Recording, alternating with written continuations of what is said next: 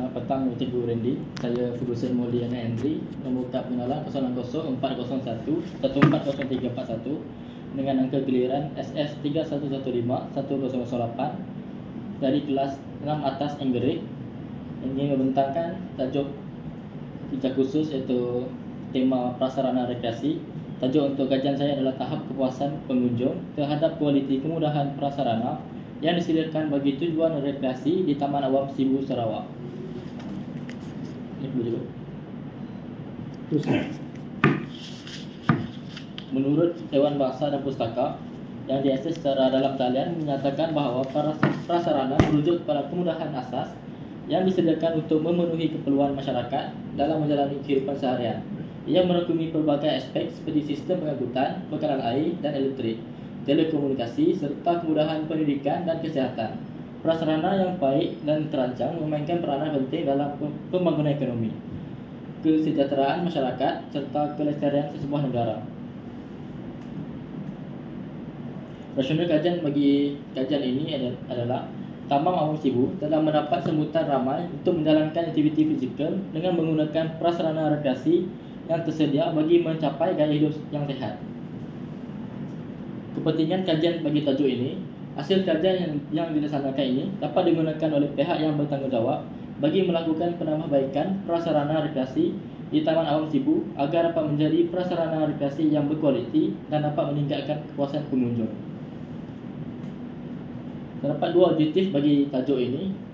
Objektif kajian yang pertama, mengenal pasti jenis-jenis prasarana rekreasi yang digunakan di Taman Awam Sibu Sarawak. Seterusnya, mengkaji tahap kepuasan pengunjung terhadap kualiti kemudahan prasarana yang disediakan bagi tujuan rekreasi di Taman Awam Sibu Sarawak.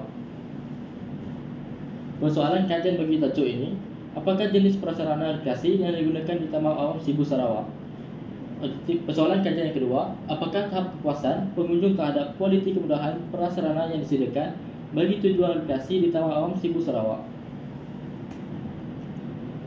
Lokasi kajian.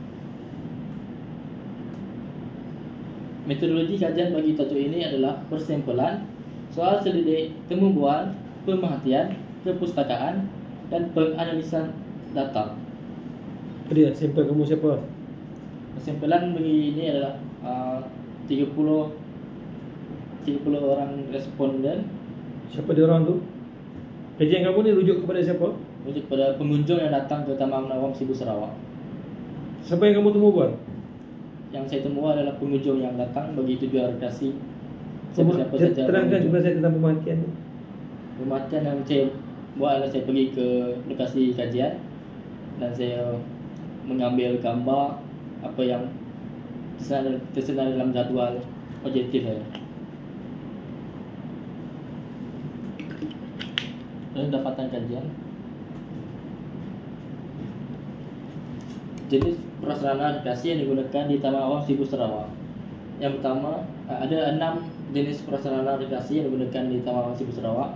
Yang pertama, laluan berjalan kaki, di mana teramai 25 orang responden menandakan ya dan 5 orang responden menandakan tidak bahawa mereka menggunakan laluan berjalan kaki. Seterusnya, trek jogging, teramai 18 orang responden menandakan ya mereka menggunakan trek jogging. Manakala yang menandakan tidak adalah seramai 12 orang.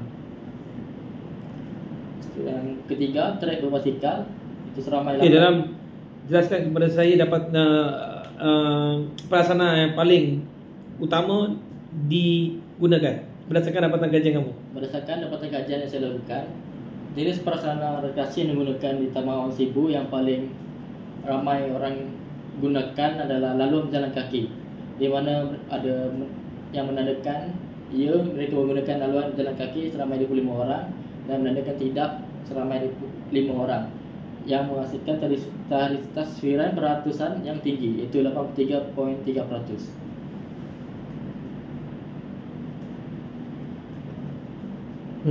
Sama juga macam tadi. Saya tak nak dengar yang lain, saya nak dengar yang paling utama. Apa dia? Tahap kepuasan pengunjung. Ini apa ni? Ini adalah tahap kepuasan pengunjung terhadap kualiti kemudahan yang disediakan bagi tujuan rekreasi di Taman Awam Sibu. Ini adalah objektif 2. Objektif 2 kajian. Ya. Okey. Mengkaji tahap kepuasan. Berdasarkan dapatan kajian yang saya lakukan, tahap perkara yang paling tinggi tahap kepuasan pengunjung yang datang adalah taman yang mudah diakses dan mesra pengguna berbagai golongan seperti pakaian yang mencukupi, mesra kanak-kanak dan mesra bagi golongan OKU. Kenapa dia paling tinggi? Kenapa dia paling dominan, paling utama? Kenapa? Kerana seramai 17 orang responden telah menandakan setuju Bagi item taman yang mudah diakses ini dan mesra pengguna berbagai golongan. Manakala yang kurang setuju hanya 11 responden dan tidak setuju 12 orang responden yang telah mencapai tafiran jumlah min yang tinggi. Berapa dia punya jumlah min? Nilai jumlah min berapa? Masuk dalam. Berapa jumlah min? Jumlah min dia 2.5. Okey, ini betul rumusan. Rumusan bagi tajuk ini, dapatan objektif utama menunjukkan jenis-jenis prasarana rekreasi yang digunakan oleh pengunjung di Taman Awam Sibu. Yang paling dominan ialah laluan berjalan kaki. Seterusnya, dapatan objektif kajian kedua pula menunjukkan tahap kepuasan pengunjung terhadap kualiti kemudahan prasarana bagi tujuan rekreasi di Taman Awam Sibu. Yang paling dominan ialah taman yang mudah diakses dan mesra pengguna pelbagai golongan. Kesimpulannya dapat dilihat bahawa laluan berjalan kaki dan laluan berjalan kaki adalah perkara yang paling dominan yang responden menandakan dia dan setuju. Kesimpulannya untuk kajian ini tentang infrastruktur rekreasi, apa yang kamu nak simpulkan? Kesimpulannya Taman Awam Sibu, apa dia? Kesimpulannya Taman Awam Sibu, pihak yang bertanggungjawab haruslah menambah baik prasarana rekreasi di Taman Awam Sibu bagi meningkatkan lagi tahap kepuasan pengunjung yang datang. Hal ini kerana dapat dilihat di dapatan kajian masih lagi terdapat beberapa perkara yang pengunjung tidak begitu berpuas hati dengan prasarana rekreasi. Penting ke Taman Awam ni? Bagi pendapat saya penting. Sebab untuk tujuan pengunjung ataupun penduduk sekitar melakukan rekreasi senaman awal penting bagi kesihatan kita agar dapat mencapai gaya hidup yang sihat. Okey. Soalan saya, kerajaan telah membina banyak taman-taman rekreasi untuk menggalakkan masyarakat ataupun rakyat Malaysia untuk mengamalkan gaya hidup sihat. Namun masih ramai lagi rakyat Malaysia yang tidak mengamalkan gaya hidup sihat. Apakah faktor dan punca? Pada pendapat saya, antara faktor dan punca masyarakat tidak mengamalkan gaya hidup yang sihat adalah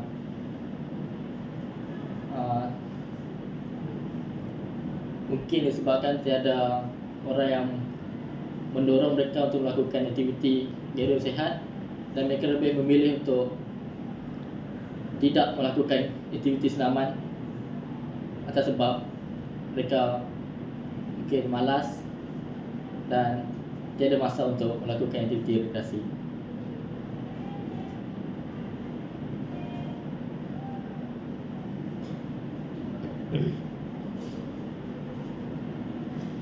Gaya hidup sihat Okay, selain daripada melakukan aktiviti fizikal di taman-taman awam seperti di Taman Awam Sibu, apakah cara lain yang menggambarkan seseorang itu mengamalkan gaya hidup sihat? Selain melakukan aktiviti fizikal, apakah aktiviti ataupun cara lain yang menggambarkan seseorang itu mengamalkan gaya hidup sihat? Selain daripada aktiviti fizikal, antara perkara yang menggambarkan mereka mengamalkan gaya hidup sihat adalah dengan mengamalkan pemakanan yang seimbang.